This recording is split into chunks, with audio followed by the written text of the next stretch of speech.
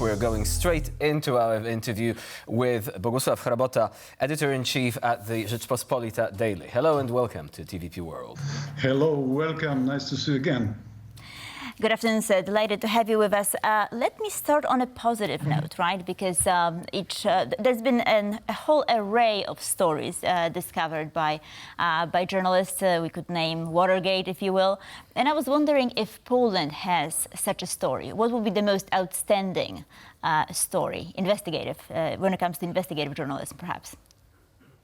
There's a lot of good stories in Polish press history, but I want to mention something about my personal friend, Polish correspondent, war correspondent Waldemar Milewicz, who was killed, who was shot out, in fact, in Iraq 2004. It was 20 years ago.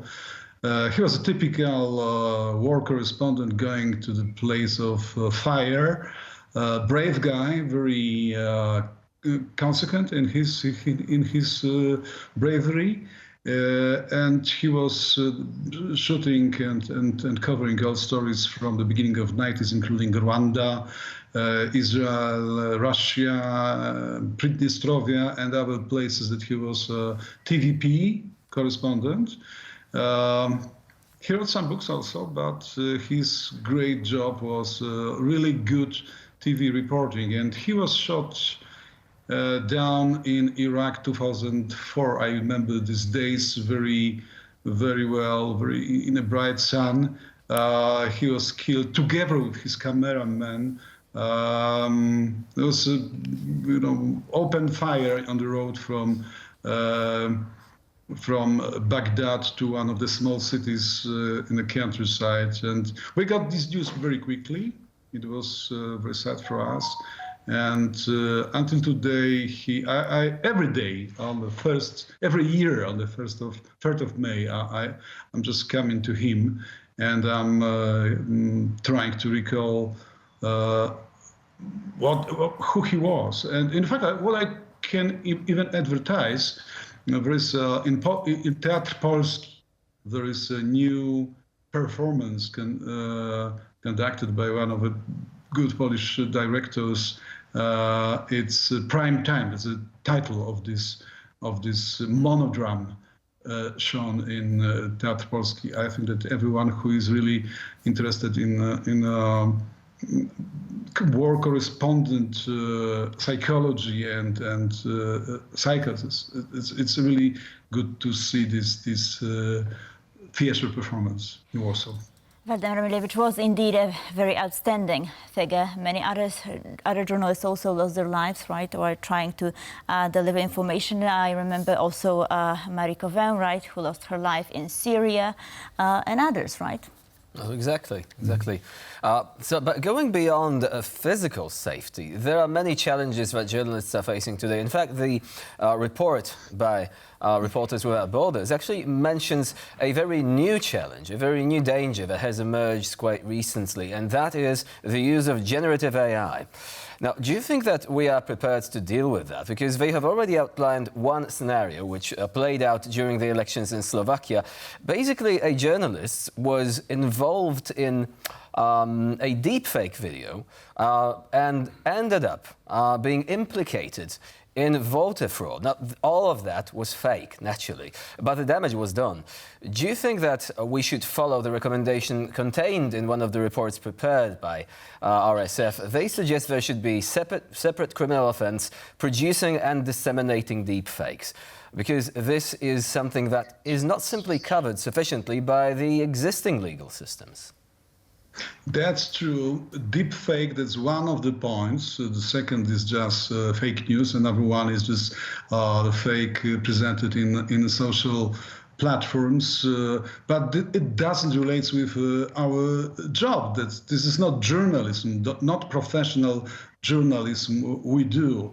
And of course, that's something for us, but in a sense to make a pressure on regulators to work on a special bills, European and I think national bills, against deep fake and fake news. But as far as I know, I'm the member of the board of European news bodies in Brussels, and we work hard to lobby in Brussels, especially just with Commission, to start fast and strong regulations protecting us from fake news, deep fake, and all ways of this horrific hybrid war we face as society. But it's important to say it doesn't go with journalism. This is not journalism. This is another transmission of communication from another point of view. And of course, our ethical duty, moral duty, is to do everything we can to support the idea of very strong regulations protecting our viewers, readers, listeners from the evil coming from all these new ideas coming from internet. Oh, of course, for the sake of clarity. And we do. Yes, for the sake of clarity, of course, I meant the question of how to protect journalists from becoming victims of deepfake videos and deepfake content in general, because in some cases reputation can be tarnished irrevocably by this. Right, but let me it's go very back to... rare. It is very rare that professional titles, professional broadcasters, radio broadcasters deliver deepfake. It's very rare. These are percents of 1%. In fact, we have procedures in our teams to protect us from deepfake, but we don't control, especially social platforms like Facebook or Twitter and others. So that's the field of delivery of fake news, and this is, of course, our need and our duty to do everything that we can to protect our consumers, but the big deal comes from Brussels, from regulators. Right. Mr. Chrabota, let me go back to more traditional dangers. You've mentioned Mr. Milewicz, Waldemar Milewicz, who's also a role model for me and perhaps many others. But don't you think that if he were alive, he would want to be in Gaza right now? And isn't it unprecedented that journalists are not being let in? Of course, because being a reporter, that's not a job, that's a nature, that's a fate, and I feel it, you know. I'm an editor-in-chief, but in fact, being a real reporter, I would love to go over to the places need very professional cover. But a lot of my friends who were working as journalists have such a DNA of being in the place that society or public opinion needs him to be.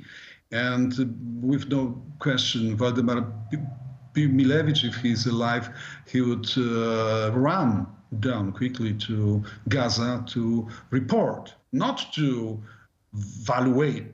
This is not a part of our job, to evaluate, but generally to report, to deliver news, the truth about the situation in such a place of fire that Gaza and let's say, I mean, Ukrainian cities are. Right. I mean, there are also journalists who lost their lives in their own countries, like Anna Politkowska or Jan Kuciak. So I was wondering if we, as a journalistic community, could do something to help protect journalists working in their own countries, trying to uncover oftentimes controversial political stories and losing their lives as a result. Or losing their freedom, as in Belarus, for example. With Andrzej Poczobut, of course. Yeah, we have a lot to do. First, we should be brave, and we should support the bravery of our colleagues. We should honor all these people who are heroes, keeping them in mind and recalling every year about these people who are victims of a bad violence coming from the enemies of press freedom. We have our another need to be solid. To be solidary in what we do, because being together means being stronger against the violators of freedom of press. Another thing is just to make a pressure, constant pressure on European institutions to have to produce new rules, new bills, giving the protection for this fundamental value of democracy, means the freedom of expression and freedom of press. So we have plenty of jobs that we do or not do. I think that even today, I was just watching platforms, portals, and web pages of newspapers. It was not always that this date was recognized and pointed out as a day of freedom of press. So we have a lot to do. Right, putting more pressure on these regimes, more sanctions on places like Belarus, I guess. Bogusław Chrabota, thank you, sir, for being with us this afternoon. Thank you very much. Have a good day.